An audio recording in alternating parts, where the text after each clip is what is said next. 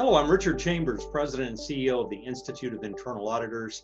I'm pleased to be with you today to have another one of these conversations with internal audit leaders and thought leaders from around the world on the COVID-19 crisis and their perspectives on how internal audit is navigating in this incredible environment. Today, I'm joined by Jenitha John, former Chief Audit Executive at FirstRand Bank in South Africa, and recently named CEO designee of the Independent Regulatory Board for Auditors there in South Africa. Congratulations, Jenitha, and welcome to our conversation. Thank you, Richard. It's always great to chat to you. At the outset, I want to recognize the superb effort that I see happening across the world, specifically being made by IIA Inc., as well as our network in different countries. I enjoy the camaraderie and the sharing of experiences and insights that's taking place globally in terms of what we're experiencing today, and no doubt creating a stronger profession. Well, no introduction of Jenitha would be complete without also recognizing that she is the Senior Vice Chairman of the IIA and will become the Chairman of the IIA's Global Board upon election in July. Jenitha, you've been sharing with others how important it is to respond to the COVID situation with resilience. What do you mean by that? Now, Richard, life as we know it is about constant change. And as auditors, we have experienced and we have witnessed how businesses have progressed or they've regressed due to the constant evolving risk landscape. Now, resilience for me is the capacity to achieve your mandate in spite of experiencing setbacks. It's not always a matter of bouncing back. Sometimes it involves bouncing forward. That is, for me, important in terms of adopting a transformational state. So yes, we're faced with major threats as a planet, whether it is climate crisis, whether it's terror attacks, whether it's the pandemic we all are experiencing now. We have to be able to integrate and transform what we know so that we come out tougher from this episode and stronger. I couldn't agree with you more. You know, the other discussions that I've had with thought leaders in this series is that there's a common theme around the idea of transformational internal audit. One of the constants is that internal auditors must be engaged. What does that transformation mean for you, Jenitha? Richard, I do hope, and it's my fervent hope, that in the short term, what I've seen happening and what I've heard and what I witness on LinkedIn and the different social media networks, that CAEs or Chief Audit Execs have been busy, and they've been busy with stakeholder communication. They've been engaging with stakeholders. I'm hoping that we have joined crisis response teams and we're sharing our wisdom on the control environment, knowing full well that because of lockdown or stay-at-home orders, that the control environment has changed in organizations. Frameworks have changed. So what we were auditing against is now outdated. So the important aspect is going and working across the three lines, collaborating with the three lines, reperforming a risk assessment review, testing that veracity of the risk register, understanding full well that organizations have changed their risk tolerances as well, and realign that audit plan that we have. Always from an agility and swift perspective, to make sure that auditors are able to anticipate that emerging risks and issues that organizations face. Important for me is the reprioritization of audits. Mobilize auditors. No doubt by now, auditors are working remotely. We have experienced challenges with that, access to data. How are we leveraging business tools to actually go ahead with our work and our mandate as internal auditors? Are we having employee touch-based sessions? Are we offering our employees currently during this phase new skills, training, accessibility? How are we motivating our people to perform audits? So important for me, the technology aspect. Transformation would mean reviewing our technology, re-looking at our agility, collaborating with the different stakeholders we have, making sure we're exploiting the talent we have in our audit teams, and still demonstrating the tenacity we have to share our views and challenge the organization as we traverse this journey that we're going through now as auditors. You're talking about the risks and risk registers. The point that we've had in other conversations is that it seems like every week or two, there's a completely new set of risks that organizations are facing. Right now, there's a lot of conversation about the return to workplace risk.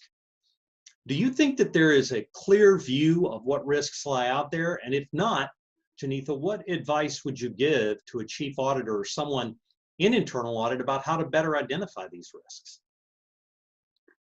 Yeah, and to ensure we're not caught by surprise. Now, again, here I maintain, and I love the part that we have this organizational positioning and mandate of internal audit that allows us vast exposure to business intelligence. And if we practice and we use this positioning effectively, I believe this powerful potential must be exploited now. And how do we use this to actually communicate and collaborate with our stakeholders? It's absolutely critical to minimize the negative impacts. We need to demonstrate our understanding of the expectations of different stakeholders during this time. Use our wisdom gleaned over the years to pinpoint changes to the control environment, decide on different communication channels and the frequency of such in terms of what is appropriate for the different audiences we engage with. How do we leverage the 3 lines in the organization, develop scenarios, identify gaps in control? We talk about fraud risk being perpetuated and becoming a lot more susceptible in this episode that we're dealing with now. How do we actually, again, work closely with the fraud management teams in the organization, understanding the cyber risk impacts? One aspect that I think is extremely good for us as auditors at this stage is to educate stakeholders on the impact that this pandemic is having on people, processes, and platforms, both from a risk and opportunity perspective. And that becomes key for us to stay close to the organization. And this means that we've got to have that agile attitude. Mm-hmm. And Richard, you often talk about insight, foresight, hindsight, and I think this is an opportune time for us to actually look at all of that and use all of that to demonstrate the merit and value of internal audit. Thank you for the great insights. The last question I have is about something I've been writing and talking a lot about in recent years, and I know that you have too. And that's about how internal auditors need to be trusted advisors. Jenitha, I think this environment offers us an almost unprecedented opportunity to demonstrate that acumen. What are your thoughts about how internal auditors can aspire to that level of being a trusted advisor at a time where everyone in the organization is so busy dealing with this crisis? What advice would you give internal auditors about how to stand out and earn and sustain that trust? No doubt. I mean, across all 3 lines, you've got regulators, you've got governing bodies, etc., dealing with different imperatives, all to do with sustainability of organizations.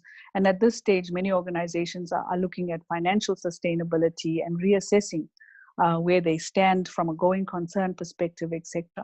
From an internal audit perspective, the important aspect is to reinvent a value-driven scorecard. And I know auditors have struggled in terms of how do you define what is the value proposition. And sometimes these dynamics are different, whether you're sitting in different geographies, different industry sectors, etc. But the imperative is to define what it means from your perspective, sitting in an organization and understanding your goals and objectives of your organization. Now, for me, a value-driven scorecard is to ensure that you understand your stakeholder expectations, you pair it with the organization, you recalibrate those expectations, you establish governance protocols. You constantly ask to be included in aspects, whether there's going to be retrenchments, layoffs in organizations, etc. Internal audit needs to be at the table because it does have an impact on the control environment. You need to transform again as auditors. And most importantly for me is that collaboration across 3 lines, that ability to integrate, align, and leverage assurance activities becomes absolutely key. Making sure that you have implemented things like combined assurance in your organizations, talking to the specialists in organizations. And we hear the word agile extremely often. What does it mean for agile, for being agile?